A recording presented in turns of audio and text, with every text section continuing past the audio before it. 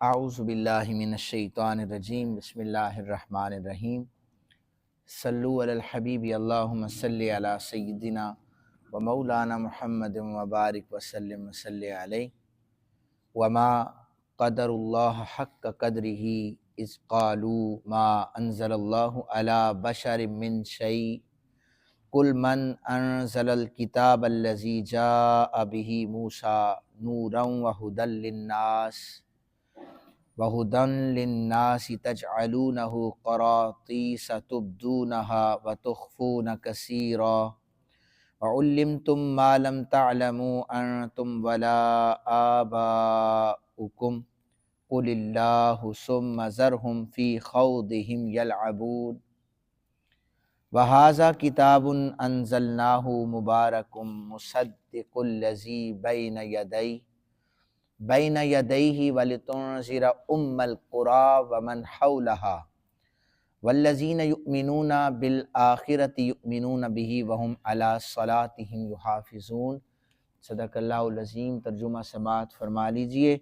اللہ عز و جل ارشاد فرماتے ہیں، انہوں نے اللہ کی قدر نہ کی جس طرح اس کی قدر کرنے کا حق تھا جب انہوں نے کہا اللہ نے کسی بشر پر کچھ نازل نہیں کیا۔ آپ فرمائیے پھر اس کتاب کو کس نے نازل کیا جس کو موسیٰ لائے تھے؟ وہ لوگوں کے لیے نور اور ہدایت تھی۔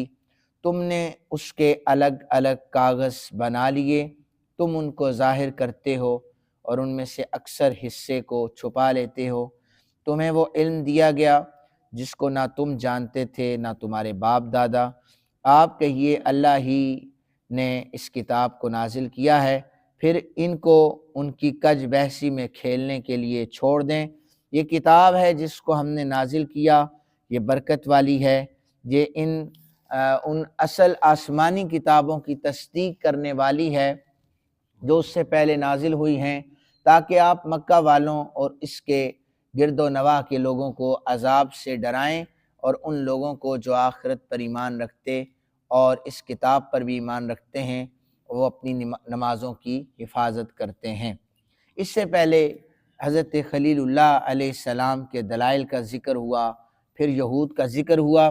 قرآن مجید کا موضوع توحید، رسالت اور آخرت کو ثابت کرنا ہے۔ بعض مشرکین اہل کتاب سے سن کر حضرت موسیٰ و عیسیٰ علیہ السلام کی رسالت کے معتقد تھے، لیکن نبی پاک صلی اللہ علیہ وآلہ وسلم کی رسالت کا انکار کرتے تھے۔ انہوں نے یہ کہا کہ اللہ نے کسی بشر پر کوئی چیز نازل نہیں کی، تو اللہ نے اس کے رد میں یہ آیہ مبارکہ نازل فرما دی۔ آیہ مبارکہ کے آخری حصے میں فرمایا تم نے اس کے الگ الگ کاغذ بنا لیے، تم ان کو ظاہر کرتے ہو، ان میں سے اکثر حصے کو چھپا لیتے ہو۔ تو اس سے مراد الگ الگ کاغذ بنانے سے کیا مراد ہے؟ یہ اعتراض کیا جائے کہ اگر کاغذ کو محفوظ کر لیا گیا ہے تو اس طرح تو دیگر کتب بھی ہیں، انہیں بھی تو کاغذوں میں محفوظ کر لیا گیا ہے۔ اس کا جواب یہ دیا مفسرین نے کہ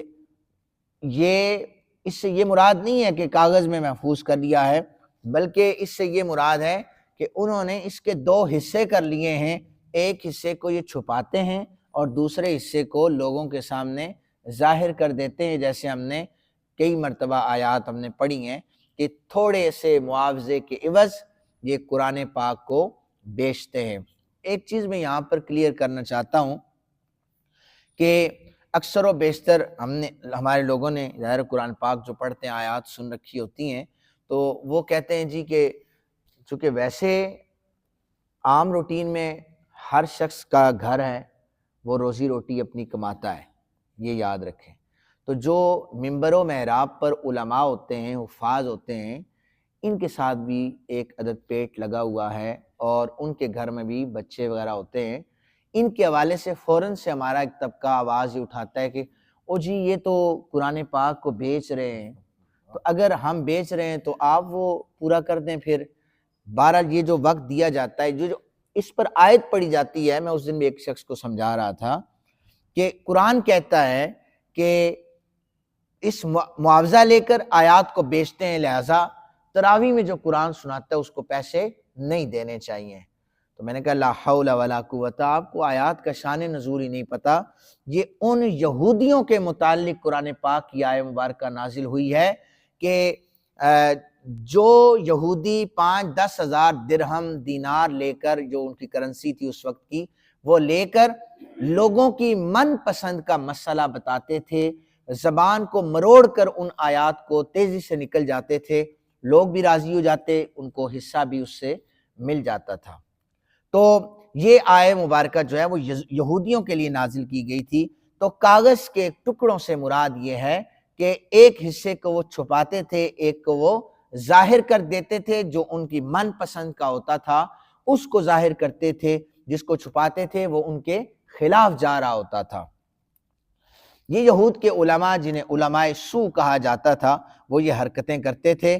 لیکن اس دور میں بھی اس دور کے جو ہمارے لوگ ہیں انہیں بھی سوچنا چاہیے کہ پہلا یہ ہے کہ اگر آپ کو اللہ نے توفیق دے دی ہے قرآن پڑھنے کی، تو مہربانی فرما کر آپ اس کے شان نزول کو کسی مسلمان کے اوپر فٹ کرنے سے گریز کریں، پڑھیں، اسے برکتیں حاصل کریں، اور جو فائدہ ہوتا ہے اللہ آپ کو اس کا فائدہ بھی نصیب فرمائے۔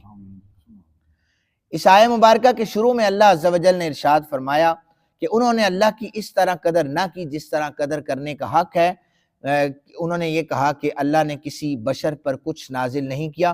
امام فخر الدین رازی رحمۃ اللہ تعالی علیہ، آپ نے تفسیر کبیر لکھی ہے، آپ فرماتے ہیں اس سے مراد کہ اللہ کی قدر نہ کی یہ ہے کہ انہوں نے کہا کہ اللہ نے کسی بشر پر کتاب کو نازل نہیں کیا، یہ رسولوں پر ایک تان کر رہے ہیں، چونکہ حضرت موسیٰ، حضرت عیسیٰ، حضرت داؤد علیہ السلام پر اللہ نے کتابوں کو نازل کیا، صحائف کو نازل کیا، تو یہ انبیاء علیہ السلام پر ایک تان تھا، جس کے حوالے سے فرمایا کہ یہ اللہ کی قدر نہیں کر رہے۔ فرمایا اس کتاب کو ہم نے نازل کیا، یہ برکت والی ہے اور اس میں خیر ہے، اس میں برکت ہے۔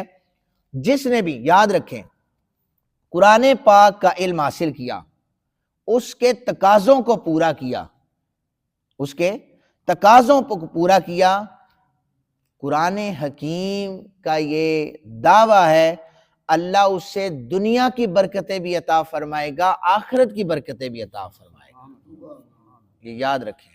اس لیے قرآن پاک کو اسی کے تقاضوں کے مطابق پڑھیں، نہ کہ اپنی من پسند کے ادھر ادھر، جناب وہ فیس بک سے 1-2 پوسٹیں، ٹک ٹاک سے دیکھ کر آپ ادھر ادھر لگانا شروع کر دیں، تو پھر یہ ہے کہ جوابی کارروائی جو ہوتی ہے ظاہر سمجھانے کے لیے ہوتی ہے کہ مہربانی فرمائیں قرآن پاک کے جو تقاضے ہیں انہی کو مد نظر رکھ کر انہیں پڑھا جائے اور ثواب کی نیت سے زیادہ پڑھا جائے۔ پھر اس آیت مبارکہ کی دوسرا حصہ ہے، اس میں مکہ مکرمہ کو، مکہ پاک کو ام القریٰ کہا گیا ہے۔ کیا کہا گیا؟ ام القریٰ، شہروں کی ماں کہا گیا ہے مکہ پاک کو۔ ابن عباس رضی اللہ تعالی عنہما کہتے ہیں مکہ مکرمہ کو ام القریٰ اس لیے فرمایا ہے کہ تمام زمینیں اس کے نیچے سے نکالی گئی ہیں۔ مکہ مرکز ہے اور تمام زمینیں مکہ مکرمہ کے نیچے سے نکالی گئی ہیں۔